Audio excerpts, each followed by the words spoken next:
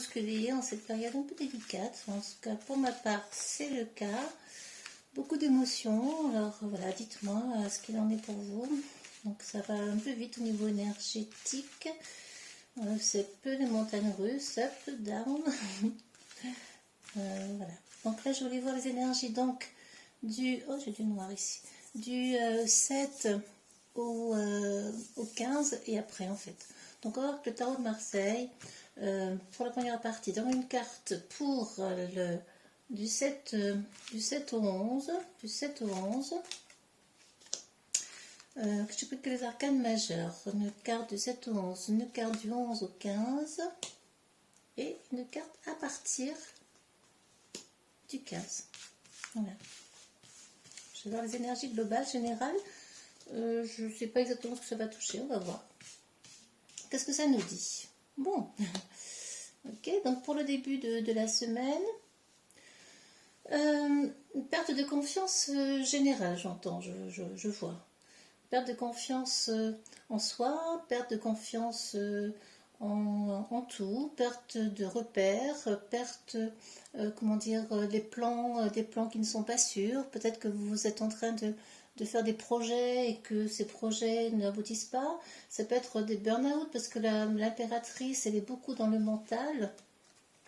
Carte de mental, de mentalisation, des apprentissages, entre autres de la confiance en soi. Il se peut que l'on perde confiance en soi ou qu'il y ait une perte générale de confiance en soi, comme si on perdait pied en fait et qu'on était trop, comme c'est le mental aussi, on peut être dans des pensées trop présentes et des pensées qui tournent en boucle à l'envers, là comme ça.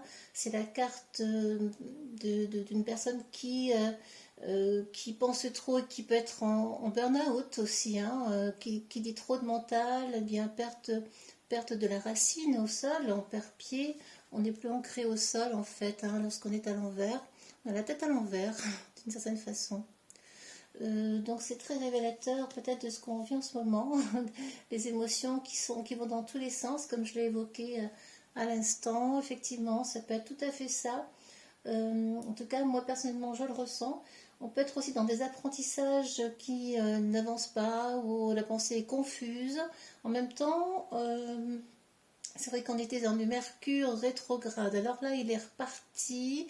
Mercure est la planète de l'intellect, de la communication, etc. Donc la communication va être plus fluide. Ça ne veut pas dire pour autant qu'elle va être encore très claire, très juste. Également par rapport aux échanges avec les gens, on peut être encore instable ou avoir du mal à dire les choses, ou le dire de manière, comment dire, peu posée ou non posée. Ça peut être flou. Il peut y avoir vraiment un grand brouillard de la pensée, grand brouillard philosophique, grand brouillard intellectuel de l'esprit. Ce qui ne m'étonne pas, c'est vraiment en lien avec les énergies du moment, ça va très vite et en même temps ça n'avance pas. C'est un petit peu ça hein, qui ressort, hein. Puis cette impératrice, elle est posée, c'est la mère de tous, elle prend soin de tout le monde et là on a peut-être du mal à prendre soin de soi. Alors il serait intéressant justement d'aller vers son contraire, de commencer à prendre soin de vos pensées, de votre manière de communiquer, de repenser les choses, de revoir vos apprentissages, votre formation, vos formations, peut-être de penser à une nouvelle formation. Les plans ne sont pas sûrs encore, hein. Là on est vraiment sur quelque chose qui n'est pas encore fondé, qui n'a pas une bonne base. Donc là nous sommes sur plutôt le début hein, du 7 au 11 février. Après donc du 11 au 15, bon, ça a l'air de s'équilibrer. Il semble que les énergies s'apaisent, que l'équilibre est en train de se mettre en place, que peut-être le repos de l'esprit, le repos tout court, des vacances, ça peut être la période des vacances aussi, c'est vrai, en février, je ne sais pas, selon votre zone. Donc effectivement, là, on est sur des énergies beaucoup plus légères, plus apaisées, de vacances, de repos de l'âme, de repos de l'être, de repos tout court en fait, hein.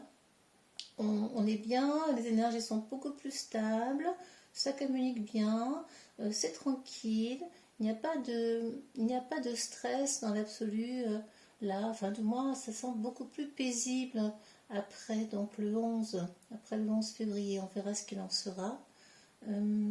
Ceci étant, l'une regarde l'autre. Hein. Peut-être que l'une dit, voilà, maintenant que tu as posé ta tête, eh bien, on va pouvoir un petit peu apaiser tout ça, être dans une zone plus sereine, dans une période plus sereine, plus tranquille, plus fluide, plus équilibrée, effectivement aussi, beaucoup plus sage, plus tranquille. La lune, donc là on était sur l'impératrice, hein, je ne vous ai pas montré la carte de 14, qui est aussi la carte des vacances, du repos, du plaisir, là où il est, mais tranquille, hein, de prendre le temps de se poser, de se reposer, de prendre des congés. Et là c'est la lune. Alors la lune, elle n'est pas toujours bien traduite, enfin bien traduite, chacun l'interprète à sa façon. Pour moi, c'est que quelque chose se prépare. Il serait intéressant de voir ce qui suit. Donc ça, c'est à partir du 15, quelque chose se prépare, quelque chose est en gestation, quelque chose est en train de mûrir de manière assez large, les émotions aussi. Il y a l'imaginaire, de la créativité qui se met en place. Nous sommes sur des énergies générales. Hein. On est vraiment là sur des cartes un peu plus liées à la lune, aux pensées. C'est vrai que ça peut correspondre à la pleine lune, effectivement, parce que j'ai fait une vidéo sur le premier 14 et 15, oui c'est ça. Donc on est sur la pleine lune totale, on peut être pris dans ses émotions, mais je vois plutôt le côté positif ici, d'être dans la créativité, dans l'envie de créer, dans l'envie d'envisager de nouvelles créativités, de nouvelles, comment dire, de développer son sens artistique, d'aller vers des émotions plus profondes, vers ses émotions à soi, de se connecter à ses émotions également. C'est aussi la carte on peut dire aussi l'extension du travail. Alors effectivement, ça peut être une nouvelle façon de penser son travail aussi avec l'impératrice qui ne sait pas trop où elle en est encore, où elle va aller, comment elle va créer peut-être aussi. Hein. Nous sommes dans une envie en tout cas de se reconnecter à soi, à son âme. La lune, c'est aussi l'âme, hein, l'âme de la personne, votre âme, d'être plus en lien avec les émotions de son âme, effectivement. Voilà, nous sommes vraiment sur des énergies. On va bien compléter la lune. Je vais voir un petit peu ce que ça nous dit après. Oui, pour trouver l'équilibre, plus de stabilité émotionnelle, plus d'équilibre en général. D'être un peu plus tact, plus droit, comment dire, plus organisé aussi. Hein. La justice, elle tranche, elle est organisée, elle sait où elle va, elle sait ce qu'elle veut. Donc peut-être qu'effectivement, vous allez avoir, de manière générale, envie d'équilibrer votre vie. On est vraiment sur des énergies d'équilibre. Là, effectivement, c'est la balance. Là, c'est la fluidité de l'énergie. L'énergie s'équilibre, effectivement, à travers nos émotions, d'être en lien avec nos émotions. Ça va permettre certainement de poser ce mental assez fort. Mais bon, ce sont des cartes plutôt, je trouve, assez légères. Hein, qui sont pas, c'est pas la maison Dieu, c'est pas des cartes un peu rudes, un peu dures, qui sont déstabilisantes, ou le diable à l'envers.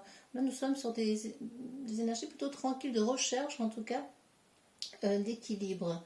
Quels vont être les conseils pour la semaine?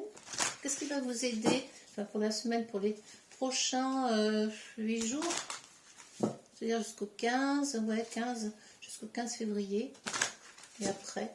Donc les conseils que la lune noire va nous donner pour bien vivre cette période, de régler vos dettes, de régler les dettes avec vous-même, en fait, tout ce qui est votre partie sombre, tout ce qui vos peurs, vos blocages, tout ce qui est ancien, se libérer du passé. Les dettes, le nœud sud, c'est ce qu'on sait faire, effectivement, c'est ce qui nous rassure, mais c'est ce qui peut aussi nous empêcher d'avancer, d'évoluer.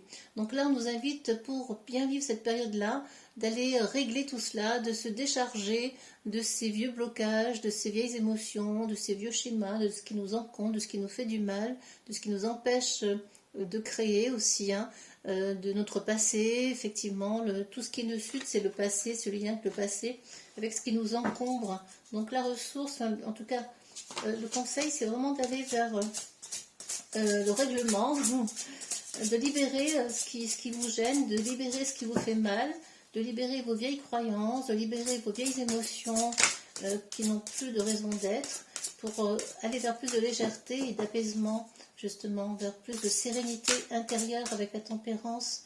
C'est ce qui est demandé ici, hein, de manière générale. Un autre conseil? On a deux, on prend tous les deux. Voilà, c'est très révélateur. Et vous voyez, on voyait cette impératrice qui n'était pas stable. Là, justement, les conseils, ça va être de retrouver de la stabilité, de vous poser, de vous ancrer à la matière, à la terre, de vous enraciner profondément. On voit bien cette image-là, vous voyez, du triangle. Voilà, on plonge la pointe, plonge dans la terre, plonge dans la méditation, va vous aider, tout ce qui est lien avec la nature, les promenades, de respirer profondément, d'être dans le lien avec les arbres, de regarder simplement ce qui se passe autour de vous, avec, comment dire, en se dégageant de ces pensées, de ces réflexions, de ce mental qui prend beaucoup de place. Les pensées prennent trop de place et vous empêchent d'aller vers quelque chose de clair, vers la créativité profonde, personnelle. Et là, c'est vraiment la connexion à la terre qui est demandé de faire. Et ce qui ressort encore une fois, vous voyez, c'est ce lien, la lune noire, c'est les mystères. C'est un petit peu en rapport, fait partie en général quand je fais les thème natal en astro, c'est je regarde la lune noire, hein, Lilith, hein, où se trouve la lune noire chez le consultant, et également le nœud sud, le nord, le passé, ce dont on hérite, mais aussi les connaissances. Ce n'est rien de négatif, hein, non, il y a des choses qu'on sait faire, dont on est sûr qu'elles fonctionnent, mais on a aussi des peurs liées à notre passé, de vieilles peurs liées à notre expérience de vie tout simplement, et ces peurs nous impactent, ces peurs nous entravent, ces peurs nous empêchent d'être nous-mêmes. Et Lilith, le mystère, c'est d'aller chercher ce qui se cache derrière notre part d'ombre, derrière nos peurs. Qu'est-ce que ça révèle? Il est important de se questionner, qu'est-ce qu'il y a dans mes peurs, qu'est-ce qu'elles veulent me dire, quel est le mystère qui s'y cache, quelle est ma part sombre, quelle est la partie dont j'ai le plus honte, pour vous guérir de tout cela, pour guérir de cette part d'ombre. Il est important de se connecter réellement à soi et de s'accepter totalement comme on est. On a tous une partie sombre, on a tous une expérience de vie plus ou moins simple, plus ou moins facile, plus ou moins claire, plus ou moins difficile à vivre, avec un héritage qui est personnel pour chacun. Mais c'est en allant voir ce mystère, en allant dévoiler ce mystère, le vôtre, hein, profond, que vous allez pouvoir vous débarrasser, guérir du moins de ces peurs, les comprendre, les accueillir et mieux les faire évoluer vers autre chose. Parce que le but là, c'est d'évoluer vers le nœud nord, évidemment, hein, qui va être votre évolution. Vous voyez, donc le conseil supplémentaire, c'est de se relier aux autres et de se relier à votre idéal de vie, à vos rêves. La maison 11, c'est l'acquisition aussi de la sagesse. Souvent, la maison 11 vient avec le temps. Il faut du temps pour développer cette sagesse intérieure et d'être en lien avec ses profonds rêves, avec ses rêves profonds, son idéologie en fait. Quelle idéologie avez-vous? Quels sont vos désirs profonds, vos rêves, et qu'est-ce que vous voulez en faire? On est vraiment connecté à cela dans ces conseils-là. C'est assez révélateur. Et en même temps, les amis vont vous aider à y voir plus clair, aller vers une énergie beaucoup plus légère, aller vers plus de créativité, vers plus d'authenticité, vers plus d'émotions, de laisser sortir les émotions, en lien toujours avec nos vieux schémas de pensée. Voilà les conseils, les ressources. On va en prendre d'autres avec comment faire avec le chakra, l'oracle des chakras. Comment faire pour guérir, nettoyer son passé? Quelles sont les clés? Comment faire?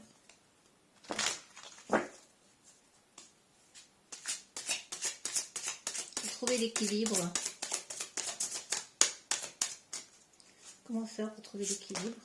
Je prends celle-là.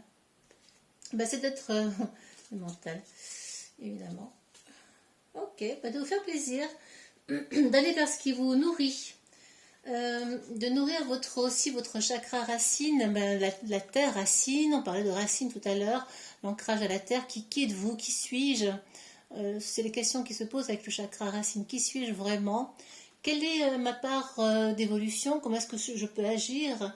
Comment je peux être dans le mouvement? Eh bien, avec persévérance, discipline, on vous demande là d'agir pour être dans la justesse des choses, aller vers l'action, commencer à poser des petits gestes, des petites actions, des petits projets qui vont vous permettre de voir plus loin et de pouvoir justement ouvrir votre esprit, votre mental à autre chose, à quelque chose de moins réducteur qui vous bloquait, qui vous entravait jusque-là avec ce nœud sud, cette lune noire, c'est les peurs de chacun, qu'est-ce qui me fait peur, qu'est-ce qui me manque, qu'est-ce qui m'empêche de... Là, donc, vous voyez, apprentissage, ben justement, on n'était pas sûr de quel apprentissage on souhaitait, vers quel apprentissage on va aller, quels sont mes plans, ils ne sont pas sûrs, pas fiables, j'ai pas confiance en moi. Eh bien, en vous connectant à à la terre, hein, mais en étant en même temps ouvert à vos idées, à votre imagination, parce que le mental c'est aussi aller avec votre imagination profonde. Le mental ne veut pas dire en fait être forcément dans quelque chose de négatif, hein. Le mental aide à être dans l'imaginaire, à être dans la créativité. Simplement, il s'agit de laisser la place aussi à l'ancrage. Il s'agit de laisser la place à l'élémentaire pour pouvoir se connecter à son imaginaire, à ses pensées. Si on n'est que dans le mental, il faut trouver l'équilibre, hein. On revient à des choses vraiment d'équilibre ici, avec la justice. On nous demande d'aller dans une action juste. Les ressources, c'est vraiment d'être dans une action juste. Reprenez le pouvoir créateur de votre être. Reprenez, dansez à la vie, soyez dans le mouvement de la vie pour pouvoir être plus en accord avec vous-même, avec ce que vous voulez réellement. Et au fur et à mesure, vous verrez que tout est possible. C'est en vous connectant à cette terre, justement, à cet élémentaire, en lâchant les vieux schémas, les vieilles croyances, les vieilles étiquettes toutes faites, que vous serez davantage dans quelque chose de nouveau, dans une découverte que vous n'auriez peut-être pas soupçonné, imaginé. Et là, tout va s'ouvrir, en fait, hein, au fur et à mesure. Donc, progressivement, vous allez mettre en place de nouvelles choses et ça va vraiment vous permettre d'être beaucoup mieux avec vous-même, plus en équilibre, plus tranquille, plus sereine et plus juste tout simplement. Plus juste tout simplement. Mais ça nécessite de faire de la place, hein. Là on est beaucoup sur des choses à lâcher. Il nous faut, quand je dis il nous faut, je n'aime pas utiliser le mot falloir, il faut. C'est une contrainte de l'esprit inconsciente. Il est nécessaire plutôt de négocier avec nos parts sombres, de les regarder, de savoir les regarder. On ne parle jamais de nos parts sombres, hein, évidemment, ce n'est pas ce qu'on veut montrer en premier, et pourtant, on a tout cela en nous. Nous avons tous la graine de la colère, la graine de la méchanceté, la graine de l'aigreur, la graine, je ne sais, de la jalousie, de l'envie, et tout ce qui va avec, ce sont des poisons de l'esprit. Donc, lorsque on est conscient que l'on possède aussi cela et que l'on est aussi cela, et pas seulement que lumière, eh bien, ça permet vraiment d'être beaucoup plus léger avec soi-même et de se comprendre comme étant un tout complet qui a sa raison d'être et qui nous permet ensuite d'évoluer. Nous sommes des êtres, tous des êtres spirituels qui faisons des expériences d'humains dans un corps physique d'humain. Alors comment on va vers notre part spirituelle? Eh bien en acceptant d'être totalement, complètement ce que l'on est, de façon complète, incomplète, lumière, ombre, tout ce qui est beau, pas beau, si on veut dicter de cette façon-là. On va avoir une petite carte complémentaire. Hop là, justement sur le passé. Puisque nous sommes dans l'indécision, eh bien, vous voyez, cette indécision, on est très supporté, on a la lumière, on est très protégé en fait. Hein. Et pour aller vers la transformation, nous sommes conscients que nous sommes protégés par le soleil, par la lumière divine.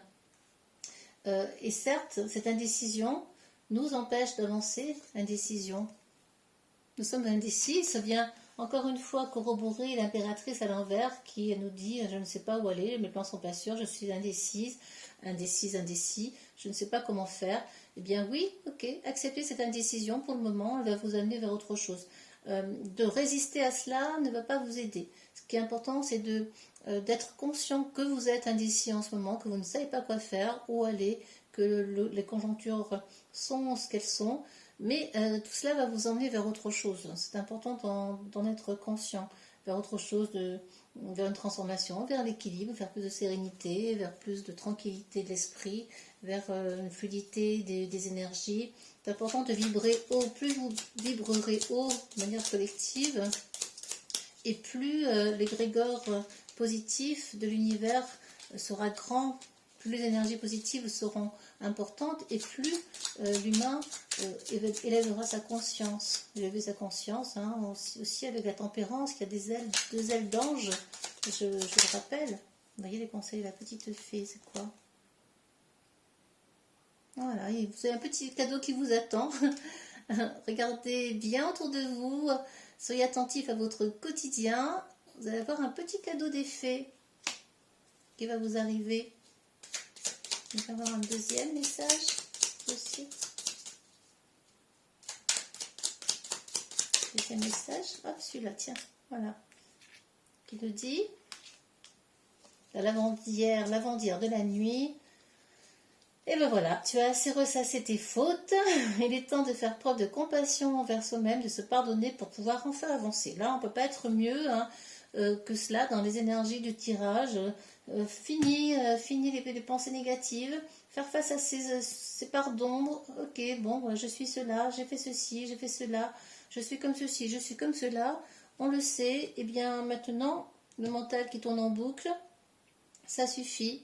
Il est temps de boucler tout cela, de fermer tout cela pour aller vers quelque chose de nouveau et pour avancer, pour être dans l'action, pour être dans de nouvelles idées, qui vont vous apporter plein de nouveautés, plein de belles choses. J'en suis absolument convaincue. Quelles énergies vont nous accompagner? Quelles énergies planétaires ou quels nœuds, etc. On va voir pendant cette prochaine période, donc qui était du 7 au 15 et après, hein, on verra. Mais déjà de 7 au 15 c'est pas mal. Qu'est-ce qu'on a comme énergie? La lune. C'est pas fort ça? Regardez la lune. Pardon, vous êtes là. La lune, bah oui, connectez-vous à vos émotions et à partir de là, tout va aller beaucoup mieux. Connectez-vous à votre créativité, à votre part créative. Faites peut-être un rituel avec la pleine lune, ça peut être intéressant. Au niveau de, je regarderai, je crois que c'est le 15, je ferai une vidéo sur la pleine lune. Connectez-vous, à votre être profond, à vos vieilles idées, tout ce que vous avez accumulé, qui vous entrave, vos peurs, etc., vos parts sombres, encore une fois. Et une fois que vous aurez fait cela, vous pourrez leur dire au revoir et envisager enfin un peu d'action, plus de projets, doucement, tranquille, hein, parce que la lune, c'est une carte qui est en gestation, donc elle prend le temps. On prend le temps de faire les choses. Nous sommes déjà là dans un processus d'accueil émotionnel et d'évolution pour la suite, mais doucement, tranquillement. Et puis n'oubliez pas que nous sommes encore en hiver. Et en hiver, on fait des choses, c'est Saturne, tranquille. On prend le temps de penser le printemps, en fait. Hein. Quel nombre va nous accompagner, quelle énergie au niveau du nombre va nous accompagner durant cette prochaine période? Bon, voilà. Le 2. Le 2, c'est aussi bien le duo, la passivité, la tranquillité, le fait de laisser être ce qui doit être, c'est votre dualité aussi, partie, on en parlait, hein, yin, yang, ombre, lumière, etc. Comment votre partie masculine et féminine. Là, on vous invite vraiment à aller vers une énergie beaucoup plus féminine, quoique avec la justice, mais de trouver l'équilibre entre le yin et le yang, trouver l'équilibre avec cette tempérance qui a envie d'équilibrer les choses, l'énergie. En trouvant un équilibre, une modération entre vos deux énergies, vous allez pouvoir accepter votre dualité. Il n'y a pas une part qui prendra plus le dessus que l'autre, puisque la recherche, c'est l'équilibre, justement. Et le 2, c'est aussi vous associer à, peut-être trouver quelqu'un, ça peut être une rencontre avec l'autre également, hein, parce que le 2, c'est le couple, n'oublions pas.